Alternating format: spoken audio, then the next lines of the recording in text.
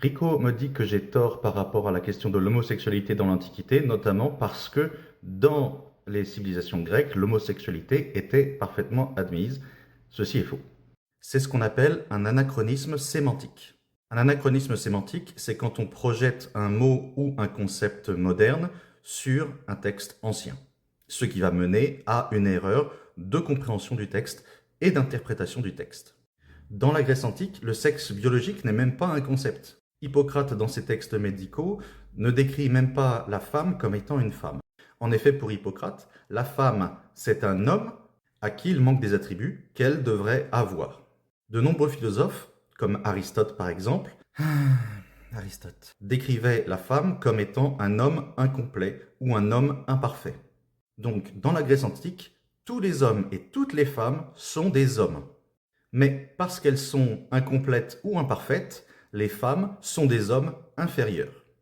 On ne peut donc pas dire que dans les anciennes civilisations grecques, l'homosexualité était admise, puisque le concept même de sexe en tant qu'identité n'existait pas. Un homme qui couche avec une femme dans la Grèce antique, c'est une relation entre un homme et un autre homme, simplement un homme avec un statut hiérarchique supérieur à l'autre homme qui est en réalité une femme telle qu'on le voit aujourd'hui. Mais l'action charnelle était extrêmement importante dans la Grèce antique, car celle-ci permettait aussi d'associer avec la position hiérarchique.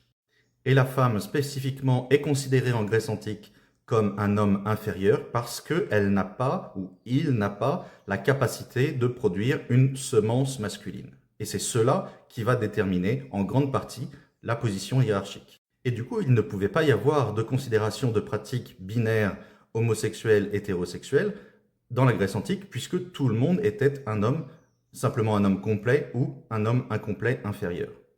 C'est en cela qu'on dit que le sexe dans la Grèce antique était un spectre hiérarchique. Et dans la Grèce antique, la seule chose qui définit l'action charnelle, c'est la pénétration à nouveau.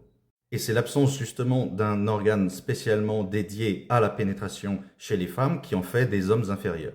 La seule relation donc que l'on doit étudier dans la Grèce antique, c'est qui est le pénétrant et qui est le pénétré, sachant qu'en fonction du statut social de la personne, celui qui est supérieur doit toujours être le pénétrant et celui qui a un statut social inférieur être le pénétré. Il y a bien sûr eu des exceptions et des variations au cours de l'histoire parce que l'histoire de la Grèce antique est très longue, mais il n'y a donc pas de possibilité de définir le concept de l'homosexualité à l'époque tel que nous le considérons aujourd'hui au XXIe siècle. Donc j'espère Rico que ça aurait été intéressant et si tu as d'autres questions, n'hésite pas. Kenavo!